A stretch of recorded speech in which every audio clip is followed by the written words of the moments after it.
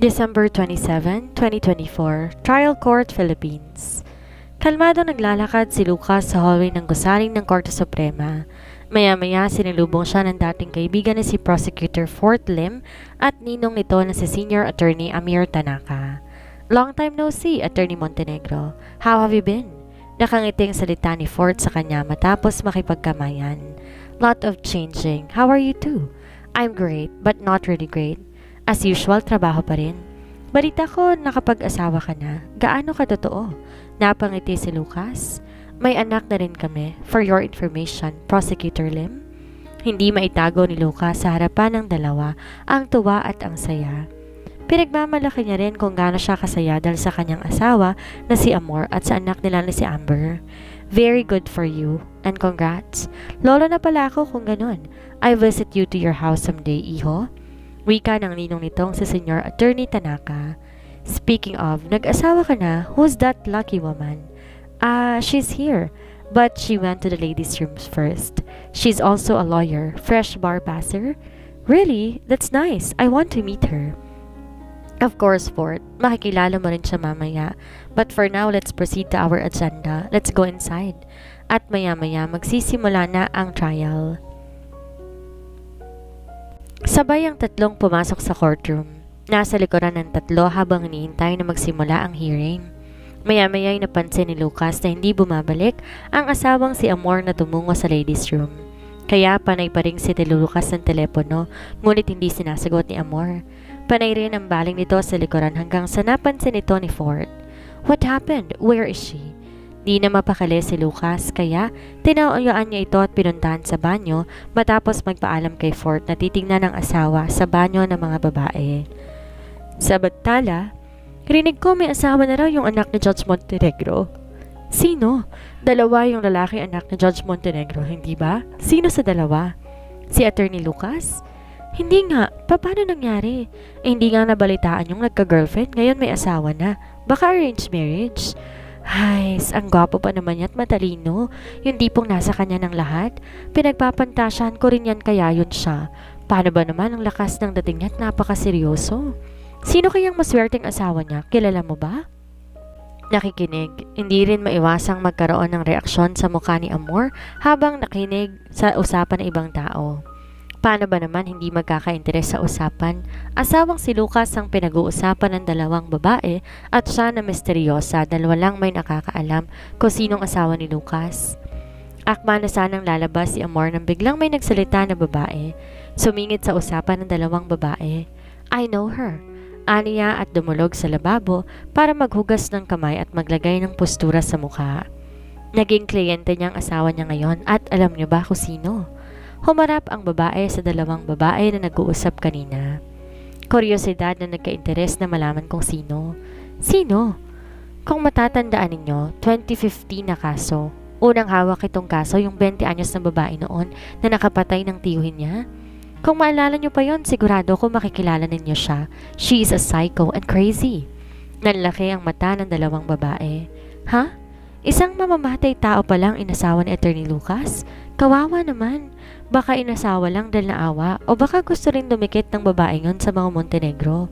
Yung ama, judge, tapos ang anak, abogado, tama? Napakiyom ng amay si Amor habang malinaw na narinig ang buong usapan. Dahil hindi na rin makatiis, lumabas ng cubicle si Amor at dumulog ng lababo. Kita sa reaksyon ng isang babae nang makilala ang nasa tabi nito. Tumingin si Amor sa salamin. Tiningnan diretso ang babae sabay ngisi. Mrs. Salazar, ikaw pala yan. Kamusta na? Kamakailan lang tayo nagkita at ito ka na naman. Kamusta ang asawa mo, si Lucio Salazar, hindi ba? Balita ako, hindi pa nakabayad yun ng fines niya sa kasang verbal abuse. Did he tell you about his case? Anong pinagsasasabi mo and who are you? Kumuha ng tissue si Amor sa bag nito matapos maghugas ng kamay. Hindi pa rin nabura ang mga nakakalokang ngisi sa dato sa labi. What? Hindi mo na agad ako kinala? Kani-kanina lang kinakalat mo sa dalawang yan ang tungkol sa nakaraan ko. Tapos ngayon hindi mo na ako kilala? Ang bilis mo naman makalimot, Mrs. Salazar. Di nakapagsalita ang asawa ni Lucio Salazar. Maya-maya tinignan ni Amor ang dalawang babae na bigla na lang natahimik. Yes, I'm Attorney Lucas Montenegro's wife and yes, Totoo ang mga sinabi ng babaeng to at sigurado naman ako. Naaalala niyo na ako? Tsaka may kulang sa mga sinabi niya. Hindi lang ako psycho at baliw. Nananakma din ako ng mga taong may tabis ang mga bibig. Sorry. Sa hindi inaasahan ng tatlo, bigla na lang sumigaw si Amor sa harapan nila na animoy baliw. Sa takot ng tatlo, kumaripas sa mga ito na lumabas ng banyo at gano'n na lang ang lakas ng halakak ni Amor nang mawala ang tatlo sa paningin niya. Ang lakas ng halakak ni Amor ay biglang nawala. Gano'n na lamang ang ngisi niya nang humarap siya ng salamin. Psycho and crazy pala ha? Aniya at napangiti ulit. Saglit nag-ayos ng sarili si Amor sa harapan ng salamin at akma na tong aalis nang biglang pumasok si Lucas na ikinagulat niya. Wife, are you okay? Kumunot ang noon ni Amor dahil hindi niya inaasahan na susugad si Lucas sa banyo ng mga babae. Anong ginagawa mo rito? Bakit parang hingal na hingal ka naman? I saw the three women from here running. They said there was a mad woman screaming in this bathroom, so I ran past. Who is she? Yung kunot ng noon ni Amor na palitan ng malakas na halakak. Saka na lang napagtanto ni Lucas na ang babaeng tinutukoy ng tatlo ay ang asawa mismo. Napabuga ng hangin sa kawalan si Lucas, saka tumawa ng malakas katulad ng ginawa ng kanyang asawa na si Amor. You crazy woman? Ani at niyakap ang asawa. They said I'm psycho and crazy. Natatawa pa rin sabi ni Amor kay Lucas. Kaya pinakita ko sa kanila kung gaano katotoo. Ayon, natakot at nagsipagtakbuhan palabas. Baliw pala ha, mga loka-loka ang mga yun. Saka na giniyan ni Lucas ang asawa palabas sa banyong yon. Sweet but psycho. Sad ni Lucas sa asawa at saka natawa ulit. Let's go inside the court, Ninong Amir and my colleague wanted to meet my psycho and crazy wife. Formal na naglakad ang dalawa sa hallway ng Suprema, ngunit nandun ang tawa na hindi maalis-alis sa mga labi nila. Let's go. Sad din ni Amor kay Lucas. Masayang ipinakilala ni Lucas si Amor kina Fort at Ninong Amir. Hindi na rin nagulat pa si Ninong Amir nang makita si Amor dahil nakita niya na ito noon pa. Araw ng paglilitis kay Amor, mahabang taon nang nakakalipas. Nang matapos ang pagpapakilala, nag-aya na si Lucas na pumasok sa loob ng korte upang saksihan ang paglilitis at makakuha rin ng leksyon. What was her name again? Wife? Wife? Basta asawa siya ni Lucio Salazar, hindi na mahalaga pa kung sino siya. Tatanungin ko na lang kung magkukrus ang landas namin mamaya. Tama. Wife, you're not listening. Ha? Ano yun, Lucas? Napailing si Lucas. Nilagay ng asawa ang magkabilang kamay sa ulo ni Amor. Saka dahan-dahan, binaling ni Lucas ang ulo ni Amor sa harapan ng korte. Listen. Saka hinaplos ni Lucas ang buhok ng asawa. Napangisi si Amor. Sorry, may gumagambala lang kasi sa isipan ko. Kinabig ni Lucas ang balikat ng asawa. Let us talk about that later. Napangiti na lang si Amor at saka seryoso na nakinig sa pagpupulong. Habang tumatagal nga ang paglilitis, mas lalong umiinit ang sagutan ng magkabilang pagitan.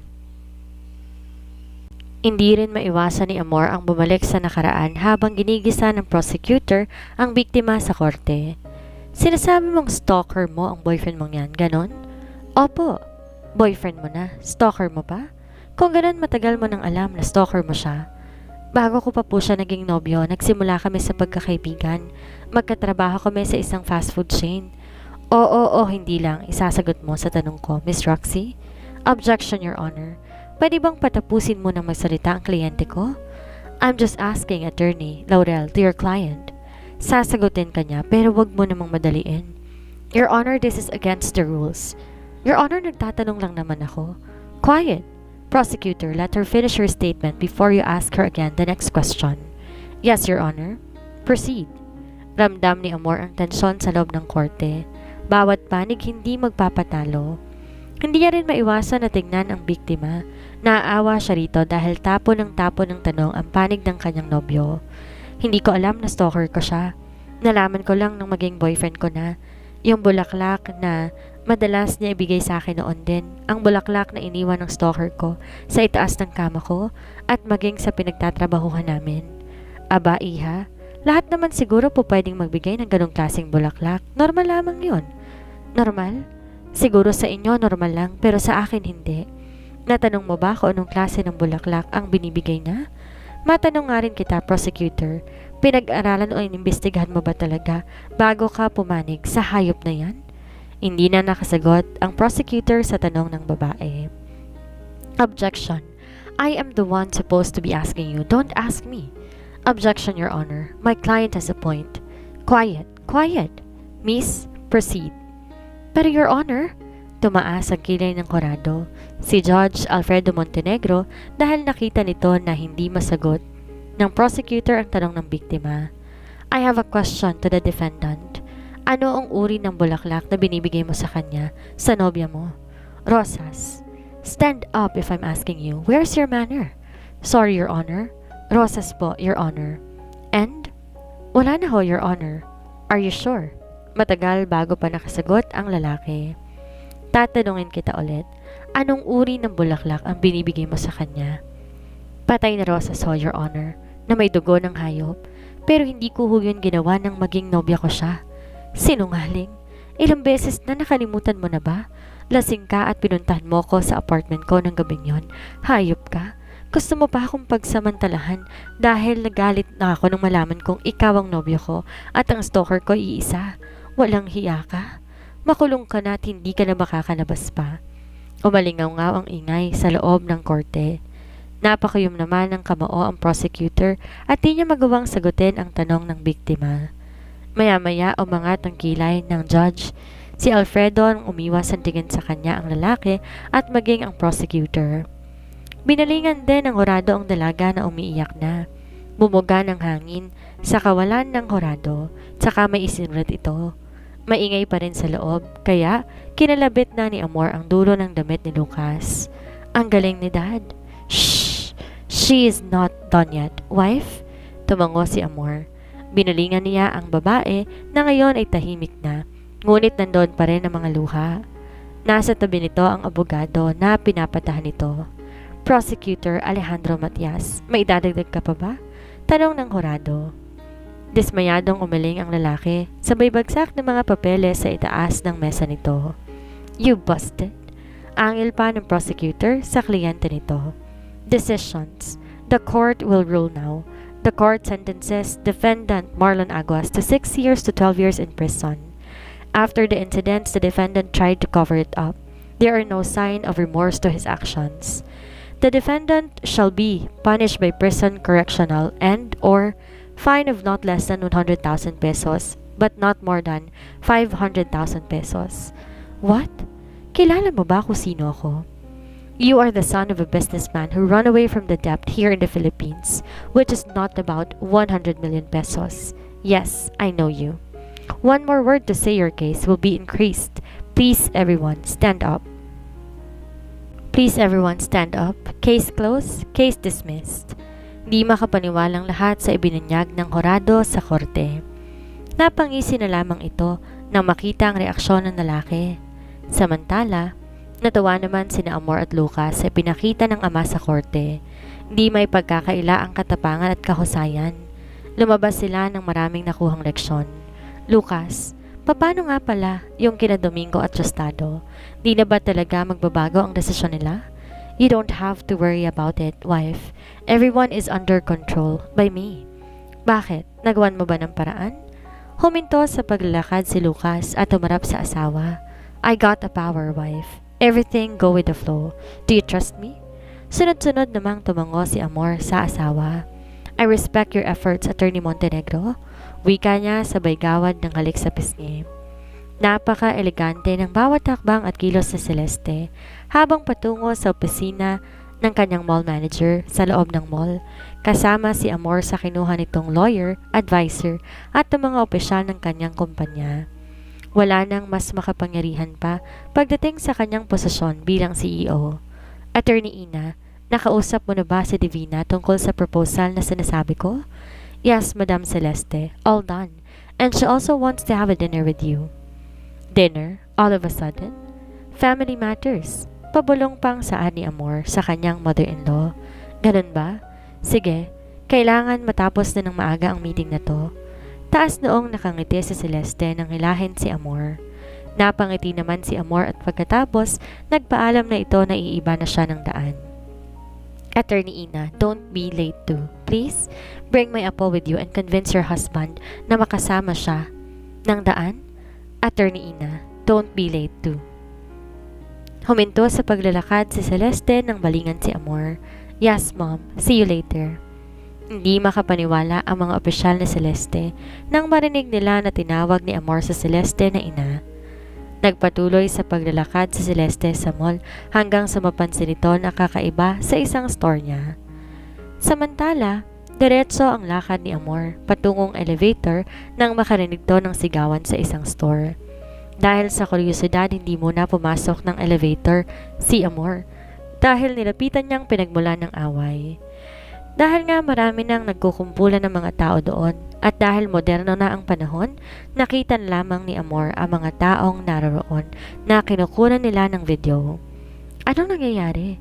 Wika ni Amor sa katabi nitong babae na osyoso din sa pangyayari. May babaeng nag-iiskandalo. Fake raw yung binibentang bag kaya nagreklamo at gustong ibalik yung item na binili. Ha? Kailangan magwala sa loob ng store? Kailan niya ba nabili yung bag? Rinig ko 2 weeks ago raw eh. Kawawa si ate girl. Pinagmumura ng babae. Nasira pa yung bag at saka nagwala sa loob ng store. Baliw siguro yun. Kumunot ang noo ni Amor nang masaksihan na isang eskandalo sa isang mall. Lalapitan niya sana to nang makita ang inang sa Celeste na lumapit. Nakatayo lamang siya at nakikinood sa eksena. Wala kang utak? Anong sorry? Mga produkto ninyo lahat fake, lahat local at madaling masira. Ang ganda-ganda ng approach mo sa akin tapos bibigyan mo ako ng fake na bag at sira pa. Ma'am, sorry po, pero sigurado po kami na bago po at hindi po local ang mga produkto namin dito. Tsaka po bago kami mag-release ng product sa mga customer, dina-double check po namin yan. Talaga ba? Ano to? Paliwanag mo nga ito na ngayon? Ma'am, paulit-ulit lamang po tayo dito eh. Saka ang dami nyo na pong damage sa loob. Matatanggal po ako sa trabaho dahil po sa ginagawa ninyo. Ah, at kasalanan ko pa. Kayo yung nagkaaberya sa akin eh. Nasaan ang manager ninyo? Kakausapin ko nang matanggal ka na sa trabaho mo. Nanlaki ang mga mata ni Amor nang lumuhod ang sales lady sa harapan ng babae na nagwawala. Nagmamakaawa na wag siyang tanggalin sa trabaho. Subalit mas kinagulat ni Amor nang si Celeste ang pumagitna. Nang akmang sasamparin ng babae ang sales lady. Sinalo ni Celeste ang kamay ng babae. Who are you? I'm just passing by when I heard a loud scream. What is your problem? You can talk to her calmly with respect. Binalingan na ni Celeste ang sales lady. Inalalayan niya iyon na makatayo at sinipat ang kabuuan. Tsaka ay binalik ang atensyon sa babaeng nag-iiskandalo. Itong bag na binili ko dito, peke. Tingnan niyo naman ang bilis masira. 100% original pero nasaan? 2 weeks ko lang nagamit, sira na.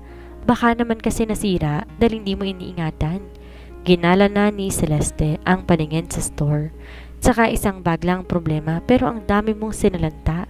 Alam mo ba, imbes na ang store brand ang makakasuhan sa ginawa nila, baka ikaw pa ang kasuhan nila dahil sa ginawa mo? Tsaka humarap si Celeste sa babae. Wala akong pakialam. Basta ibalik lang nila ang pera ko. Nasaan bang manager ng mall na to na makapagreklamo na ako? Nasaan ang may-ari ng mall na to na mapaalis ng store na ito dito sa lugar na to? Nasaan? Pasensya na po ma'am, pero wala po dito ang manager namin. Wika ng sales lady. Tsaka, totoo naman po ang sinasabi ko eh. Hindi po peke ang mga produkto namin. Saan niya pa? Sa babae. Wala akong pakialam. Tawagin ninyo ang may-ari ng mall na to. Hindi nakatiis si Amor. Lumapit na ito. Imbes magsalita, nakita niyang sumenyas na ang ina na si Celeste. Nasa harapan mo na ang may-ari ng mall. Ano bang problema? Ikaw? Ikaw ang may-ari ng mall na to. Nakita mo naman kung ano ang ginawa nila sa akin. Peking produkto at bastos sa sales lady. Ibalik niyo ang pera ko habang hindi pa ako nagtatawag ng pulis para ipadakip silang lahat at ipasarado ang store na to. Napabuga naman ng hangin sa kawalan si Celeste. Miss, can you please relax and talk to me nicely? Sila ang dapat mong pagsabihan at hindi ako. I know what I am doing, miss. So please relax. I said no. Ibalik nila ang pera ko bago ako aalis dito. Mga walang kwenta. Umigting ang panga ni Celeste dahil sa sobrang ingay ng babae. Hindi niya matiis ang isang ito kaya nagsalita siya ulit. I know, since my husband is a good judge, my son is a good lawyer, and my daughter-in-law is also an amazing lawyer, you can be charged with special assault and property damage. Am I right, Attorney Ina Montenegro? By arresto minor or a fine of not less than the value of the damage caused and not more than 40,000 pesos if the amount involved does not exceed 40,000 pesos or cannot be estimated. Also, whenever less serious physical injury shall have been inflicted with the manifest intent to insult or offend the injured person, or under circumstances adding ignominy to the offense, in addition to the penalty of arresto mayor, a fine not exceeding 50,000 pesos shall be imposed. And there's another one, grave slander, punishable by arresto mayor, imprisonment of 1 month and 1 day to 6 months. Simple slander, punishable by arresto minor, imprisonment from 1 day to 30 days. Napahakbang paatras ang babae sa kanyang mga narinig. Dahil wala na rin siyang maisagot, sumenya siya si Celeste sa mga gwardya na naroon na dakpe na ito at dalhin sa presinto. Malaki ang pasasalamat ng sales lady kina Celeste at Amor sa mga oras na iyon. Napag-alaman din na gawa-gawa lang daw yon ang babae ang issue at sinadyang sirain ang biniling bag na imbes pagkaperahan nito ay siya rin mismong nagpakulong sa sarili nito. Well done, Amor. Mas pinabilib mo ko, ma. Napangiti na lang sila sa isa't isa dahil sa nagawang kabutihan sa kapwa.